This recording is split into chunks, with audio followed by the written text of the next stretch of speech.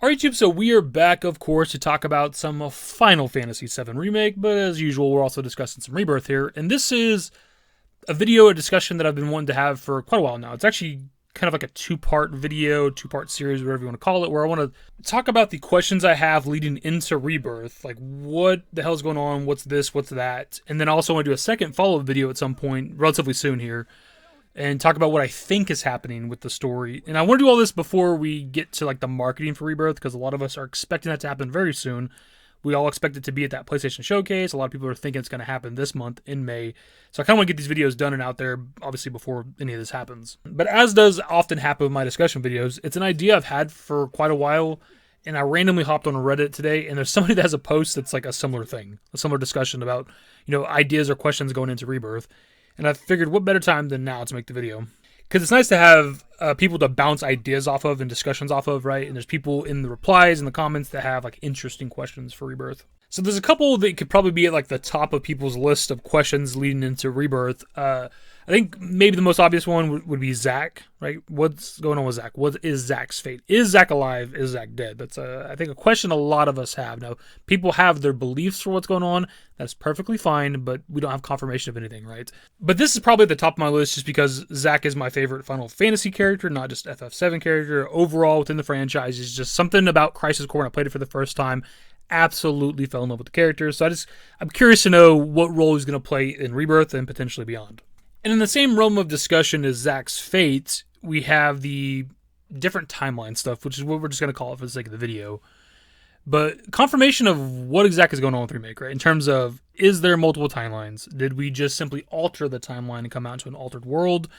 If there is multiple timelines in some capacity, is Zack in the same timeline as our group, etc., etc.? Because this is a big deal. This is a conversation we've had since April 2020. Since Remake came out, we've been talking about this. There's different ideas and theories out there, of course, but just I need to know what's going on. And the point of this video with these questions we have going into Rebirth is I want them answered in Rebirth, right? I don't want to wait till the third game to know if Zack is dead or alive. I don't want to wait till the third game to know if there's multiple timelines or not. I do expect Rebirth to be the game that gives us a shit ton of answers for the story, but there's obviously got to be things saved for the third game, right? There's got to be twists and turns and surprises for the third game. What that's going to be, I don't know. I do expect us to get a bunch of answers, but what they're going to answer exactly, I'm not sure, man. This next one kind of falls in line with the different timeline stuff, but it is something I've harped on for a long time, and I just want an answer for it when it comes to Rebirth. Whether I'm right or wrong, I don't give a shit. I just want an answer, a confirmation of something. You already know it's gotta be the cross. It's something I've made countless videos on, discussions on it. Now, when it comes to this topic, the community is somewhat split on this, I suppose, because there's people that just chalk it up to some sort of development error, right? There's different teams that make in-game models versus a different team that does the cutscenes, and that's perfectly fine. That might be what it is. I just personally think there's a purpose to it, only because the wooden cross itself has been a staple since the original game, since 1997, up until this ending scene we got with Intergrade, right? The wooden cross is there. But specifically with like Remake, Ever Crisis, First Soldier, and Crisis Core Reunion, they've made the cross not be there. There's a stone cross, a missing cross, whatever you want to say. And I just think there's a purpose to it. We'll obviously go more into this particular topic with the next video that we do. You guys already know my stance on this. I already just said in the video really that I think there's a purpose to it. We'll go down that rabbit hole another time though. I'm not trying to make the video just about that. Anyways, on to the next one, and this one will also involve the ending of Remake, which most of our questions I would think going into the next game will be surrounding the ending of Remake, because that's where a lot of the questions come from. And it's really, what are Sephiroth's goals with the Remake project, right? A lot of people think that we're going to like follow the same trajectory of OG FF7, so that would mean like Temple of the Ancients, Black Materia, him absorbing the live stream, like all that shit, right?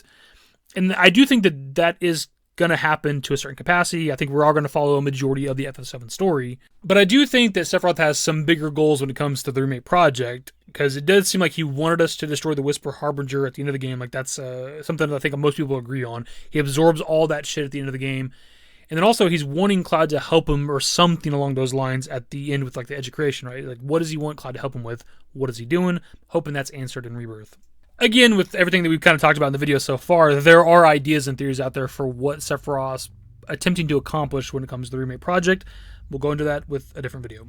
This next one is a mostly serious question, but also kind of a meme question, and it's whether or not Genesis is going to be a part of the Remake project. And it's also kind of like a two-part question by itself, because it's is Genesis going to be a part of Remake, but also is Remake a follow-up to the compilation, which is a common idea in theory, again, since like 2020. There's people out there that doubt that think it's just, you know, a remake of FF7. But the fact that it's a part of the compilation, I think that means that it falls in line with being a sequel of some capacity. But if it is a sequel, then would it be a follow-up to like that ending we got with Dirge of Cerberus with Genesis, right? There's supposed to be more for Genesis.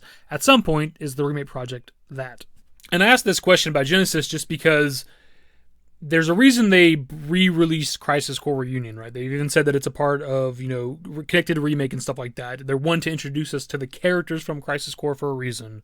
And obviously with like the red on the logo for Rebirth, it kind of hinted towards, for some people, that maybe Genesis could be there. It could be for something else entirely, of course, but that's just one of the things. And I know people out there hate Genesis and don't like him, don't want to be a part of remake, but that doesn't really matter, right? We're not talking about your feelings towards the character. It's a matter of whether or not they're going to use him or not. We wouldn't have thought, I bring this up every time we talk about it, I feel like, but prior to remake coming out and stuff, we never would have thought we'd be seeing like Vice in Nero and shit, right? But they sure as hell were there. We wouldn't think we'd be seeing like Deep Ground shit like we did with Intergrade and Yuffie DLC, but here we are. And this is a bit of a side tangent here, as we often have with our videos, but this is a problem I find often in this community where people kind of let their feelings get in the way of discussions, right? Like we talk about like time travel or different timelines or Genesis, and they're like, ooh, I don't like that. I don't want that in remake. And it's like, that's not what we're talking about, man. We're not talking about our feelings. We're not talking about your goddamn feelings. What do you think's happening? And I feel like I can't have a discussion with people. And I guess kind of a last one for the video, a final question I have. It's one that I've mentioned a few times on the channel, probably a lot of times maybe, but it just bothers me to not have an answer for, is how our group got out of the Singularity. And kind of in a similar vein, how did Cloud leave the Edge of Creation? Now, the Singularity itself is clearly some sort of a physical space. I know some people have said that it's maybe like a kind of like a pocket dimension where things are different, which is why Sephiroth's throwing buildings at us and shit, and that's certainly a possibility, but it's clearly a physical place that our group's at.